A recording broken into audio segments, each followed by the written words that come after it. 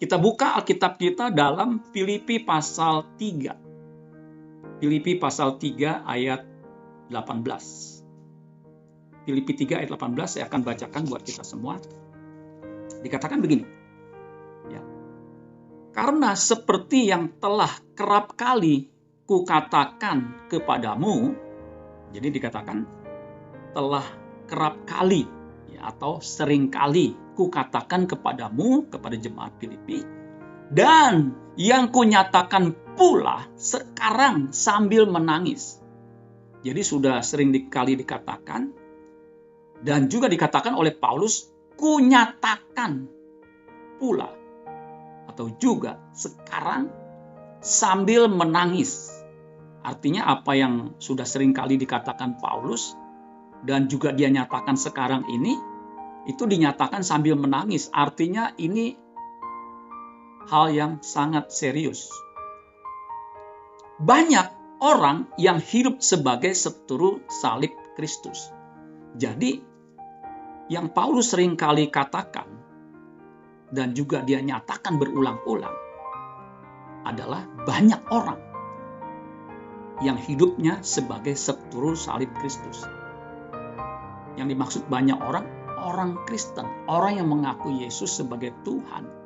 Paulus mengatakan banyak yang hidupnya sebagai seteru salib Kristus. Seteru itu musuh, ya, musuh. Saya akan bacakan terjemahan bahasa Indonesia masa kini. Ya, terjemahan bahasa Indonesia masa kini dikatakan begini. Saya sudah sering kali, sama dengan kerap kali. Saya sudah sering kali memberitahukan kepadamu. Dan sekarang saya mengulanginya lagi dengan menangis. Jadi ini udah sering diberitahu ya, kepada jemaat Filipi, dan sekarang dia ulangi lagi sambil menangis atau dengan menangis. Ya, kalau sesuatu disampaikan dengan menangis, ya, dengan cucuran air mata, berarti sesuatu itu penting sekali. Bahwa ada banyak orang yang hidupnya, nah ini perhatikan, banyak orang yang hidupnya merusak arti kematian Kristus di salib. Jadi hidupnya itu merusak makna atau arti kematian Kristus di salib. Nah pertanyaannya, apa maksud hidup sebagai seteru salib Kristus? Ya. Yang Paulus katakan jangan sampai kita lakukan itu, atau jemaat Filipi lakukan itu, karena banyak yang melakukan. Apa maksudnya seteru atau musuh salib Kristus? Nah, untuk itu kita mesti mengerti makna hidup sebagai seteru salib Kristus, supaya apa? Supaya kita jangan hidup sebagai seteru salib Kristus, yang bagi Paulus ini sangat berbahaya. Nah, saya punya ilustrasi saudara sekalian untuk bisa memahami seteru salib Kristus. Seteru salib Kristus. Kita bahas dulu tentang salib Kristus. Salib Kristus itu sebenarnya pengorbanan Kristus di kayu salib. Jadi kematian Yesus di kayu salib itu sebuah pengorbanan yang dia lakukan 2000 tahun lalu. Nah, kita mesti menghayati pengorbanan Kristus di kayu salib. Kalau kita tidak memahami atau tidak menghayati pengorbanan Kristus di kayu salib, kita berpotensi bisa menjadi seteru salib Kristus. Ya, saya ulangi.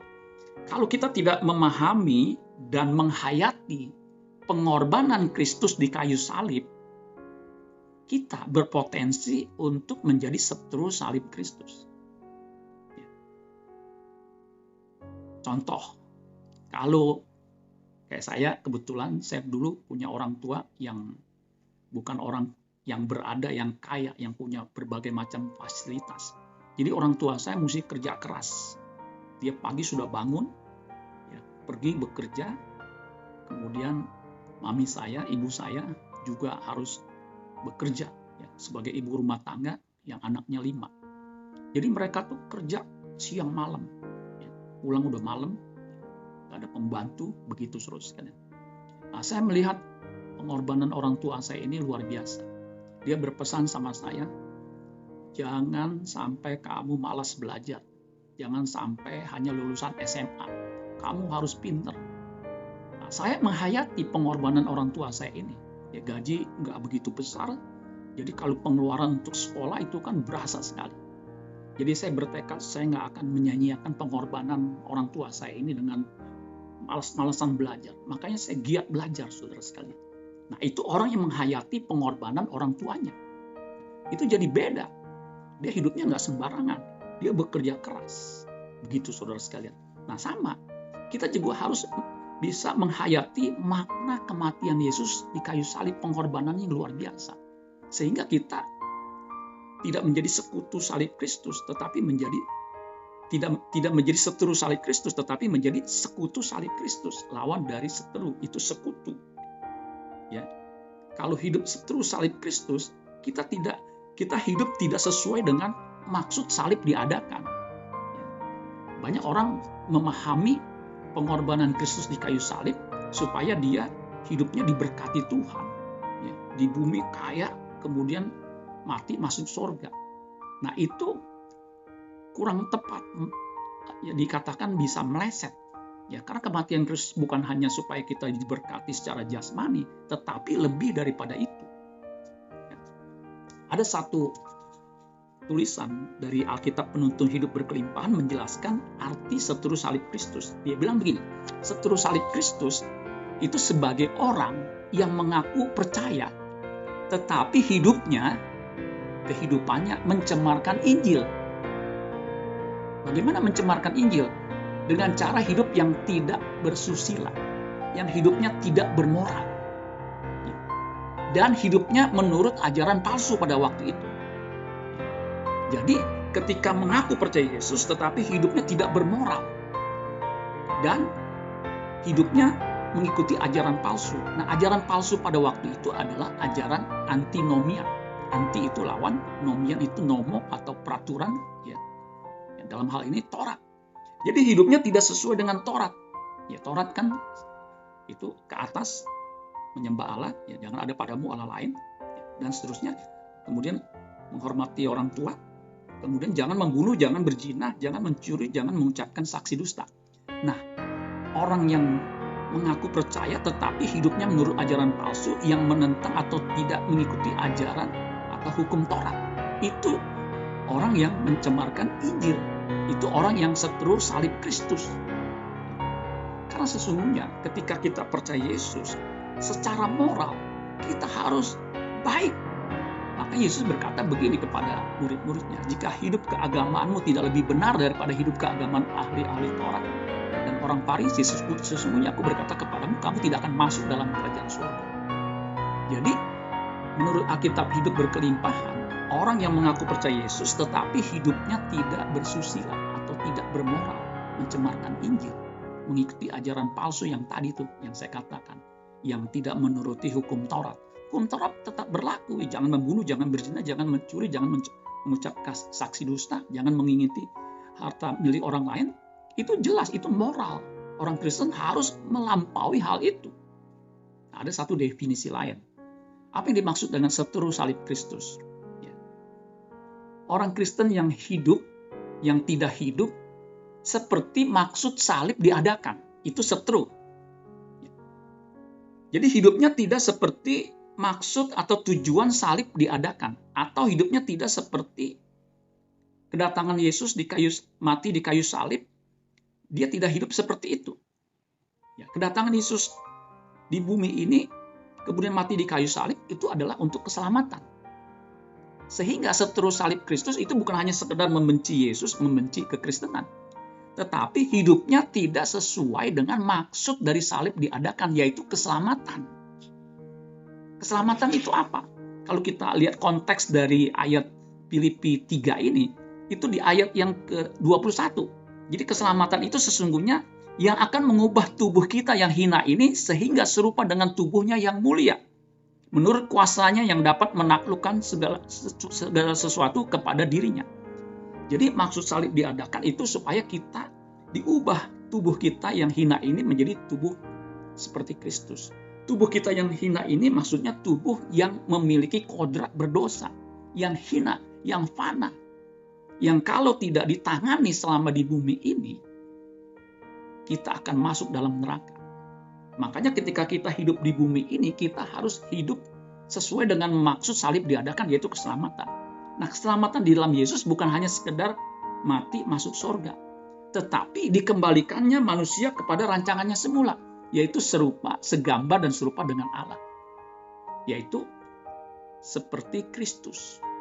Hanya orang yang hidupnya seperti Kristus, yang melakukan kehendak Bapa di sorga, yang akan masuk dalam kerajaan sorga, yang akan diselamatkan. Karena bukan orang yang berseru Tuhan-Tuhan yang akan masuk dalam kerajaan sorga, melainkan mereka yang melakukan kehendak Bapakku yang di sorga. Jadi hanya orang yang melakukan kehendak Bapa di sorga, yang hidupnya seperti Kristus, yang akan diselamatkan, yang akan hidup kekal bersama dengan Dia.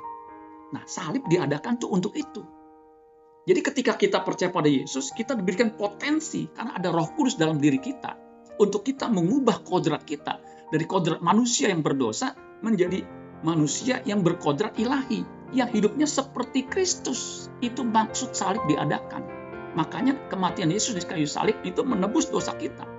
Kemudian Roh Kudus diturunkan. Ada Injil yang menyelamatkan kita, yang mengubah karakter kita menjadi seperti Kristus. Kalau kita hidup sebagaimana maksud salib itu diadakan, kita bukan seteru, tetapi sekutu salib Kristus. Nah, ini kita mesti pahami, saudara sekalian. Maka jadi Kristen bukan hanya sekedar percaya Yesus, tetapi hidupnya tidak bermoral. Orang Kristen yang hidupnya tidak bermoral, jangan harap masuk surga. Nggak mungkin. Nehi si melekete tung berjahe. Ajaran yang sesat, yang salah, mengatakan sekali selamat tetap selamat. Artinya, udah percaya Yesus, meskipun hidupnya amburadul, berzina, mencuri, melukai orang, jahat, bisa masuk surga? Enggak mungkin. Sebab apa? Kekristenan itu jelas standarnya tinggi. Jika hidup keagamaanmu, kesalehanmu tidak melebihi keagamaan, hidup keagamaan atau kesalehan ahli Taurat dan orang Farisi, kamu tidak akan masuk dalam kerajaan surga, itu jelas. Makanya kekristenan bukan hanya sekedar baik, tapi juga berkenan dan sempurna. Nah, yang berkenan itu apa? Yang melakukan kehendak Bapa di surga. Jadi, dengan kematian Yesus di kayu salib, itu memungkinkan kita, memberikan kita potensi untuk bisa hidup seperti Kristus hidup. Jadi waktu kita percaya Yesus, Roh Kudus dimeteraikan seperti sebagai down payment, dan Roh Kudus akan memimpin kita kepada seluruh kebenaran, yaitu firman Tuhan. Kuduskanlah mereka dalam kebenaran, firman-Mu adalah kebenaran. Dan kebenaran itu akan memerdekakan kita, sehingga kita bisa memiliki kodrat ilahi, yang pada akhirnya di ayat 20 dikatakan, karena kewargaan kita adalah di dalam sorga, dan dari situ pula kita menantikan Tuhan Yesus sebagai juru selamat. Kita yang sudah diubah hidupnya dari hidup yang berdosa, kodrat yang berdosa menjadi kodrat ilahi. Ketika kita mati, kita akan mengenakan tubuh kemuliaan. Dan kita menjadi warga negara kerajaan surga. Itulah orang yang hidupnya sebagai sekutu salib Kristus. Bukan seteru salib Kristus. Tetapi orang yang hidupnya seperti maksud dari salib itu diadakan, dia akan menjadi sekutu salib Kristus. Dialah warga negara kerajaan surga. Nah, biarlah saudara dan saya yang percaya Yesus, yang besok kita rayakan kematiannya di kayu salib hari Jumat, ya, kalau Jumat itu disebut Jumat Agung, kita hidup sebagaimana maksud salib itu diadakan, yaitu keselamatan. Kita adalah sekutu salib Kristus. Amin buat firman Tuhan. Tuhan Yesus memberkati.